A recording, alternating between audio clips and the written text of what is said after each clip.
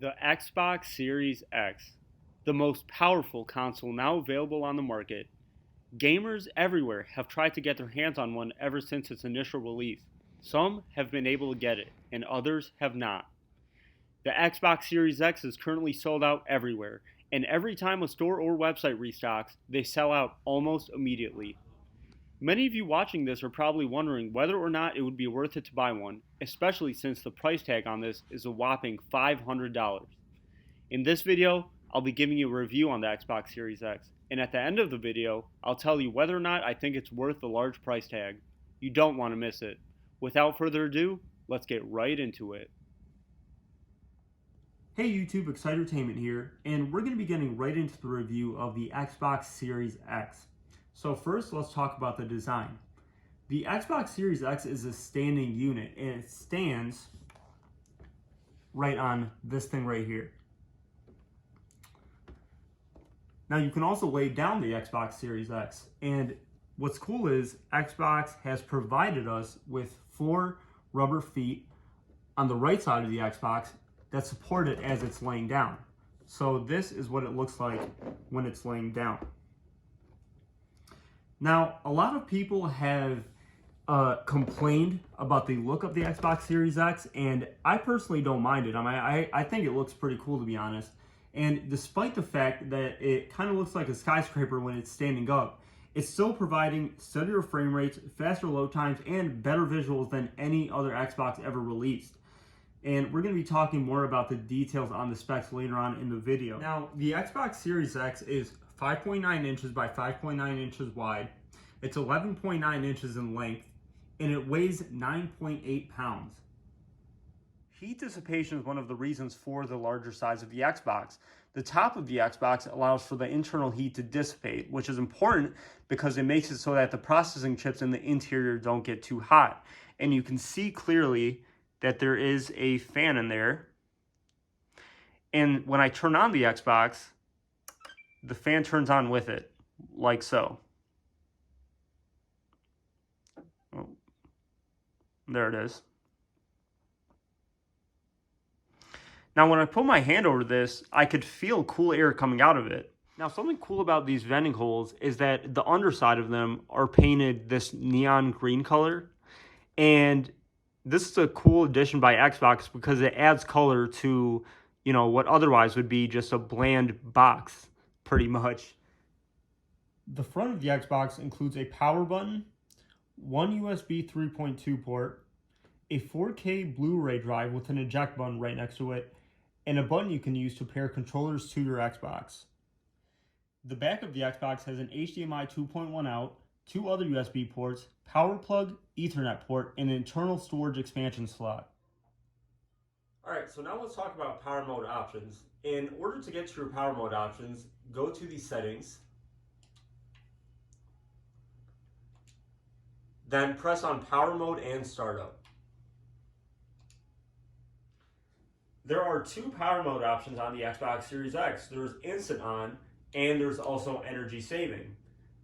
Instant On makes your console start up faster and also gives you the ability to start, install, and manage games from your mobile device through the Xbox app. It also gives you an option to wake up your Xbox with your voice by saying the phrase Xbox On. This will only work if you own a digital assistant such as an Alexa or a Google Assistant though. Another feature you can enable with the Instant On function is the when Xbox is off, turn off storage feature, which basically, if checked, makes it so that the game and console updates don't occur while the Xbox is turned off. The other power mode option is called Energy Saving, and basically what this option does is when you turn off your Xbox, it will fully power down. Between the 2 options, the Energy Saving option has the lowest power consumption and is also described to be environmentally friendlier, which is something many people are concerned about in this day and age. Now, I tried starting up my Xbox with both power mode functions, and I personally didn't really see a difference in the amount of time it took for the Xbox to start up. With both options, it took about 3 seconds or so for my Xbox to load to the home screen. Some people have said that it takes them up to 20 seconds to load the Xbox with the energy saving option. However, that was not the case for me. Now let's talk about storage. The Xbox Series X has a considerable 1 terabyte of storage with about 802 gigabytes of usable storage. You can expand storage on the Xbox Series X, and due to the size of modern games, you're probably going to have to purchase additional storage at some point or another. I mean, as you can see, Call of Duty Black Ops alone takes up over 140 gigabytes of storage, GTA takes up another 90, and so on. For external storage, Xbox recommends the Seagate Storage expansion card. This expansion card will add an extra 1 terabyte of storage into your Xbox. However, keep in mind that it does cost $220, which is a pretty high amount. However, if you don't want to spend any money on extra storage space, you can always just delete games you had previously downloaded to make more space. You can make room to download new games easily this way without having to spend any extra money. Now, the specs are what really distinguishes the Xbox Series X from any other console. For example, the Series X includes graphically intensive ray tracing support, which is used to enhance the lighting in games and gives games a more eye-catching and visually enhancing experience. You can really see this in the games that you play. I mean, they look a lot better on this Xbox than they did on any previous one. Furthermore, the Xbox Series X has a frame rate of up to 120 FPS. FPS stands for frames per second, and basically it's just the rate at which consecutive images called frames appear on display. Here are some other specs that make the Xbox Series X the most powerful console on the market. A cool feature of the Xbox Series X is something called Quick Resume, and it basically allows you to pick up right where you left off in a game with minimal loading. You know Quick Resume is occurring because your Xbox will show a banner at the top right of your screen that will show a play button, and then right beside the play button it will say Quick Resume. Quick Resume only works when you're playing offline. If you try to Quick Resume back into an online game, your Xbox will restart whatever game you're trying to get back into. A cool characteristic of this function is that it allows you to load back into a game after you turn off your Xbox, or even after you initiate a hard shutdown. The Xbox Series X does come with a new version of the Xbox wireless controller. It's pretty similar to the Xbox One controller, but the new Xbox controller has a new share button, which is right there under the home button. And that allows you to instantly capture moments of gameplay. And the D-pad is also new, and it's a bit different than the one from the Xbox One, but I like this one more. Furthermore, the new Xbox controller has tactile dots on the left and right stick, as you can see right here.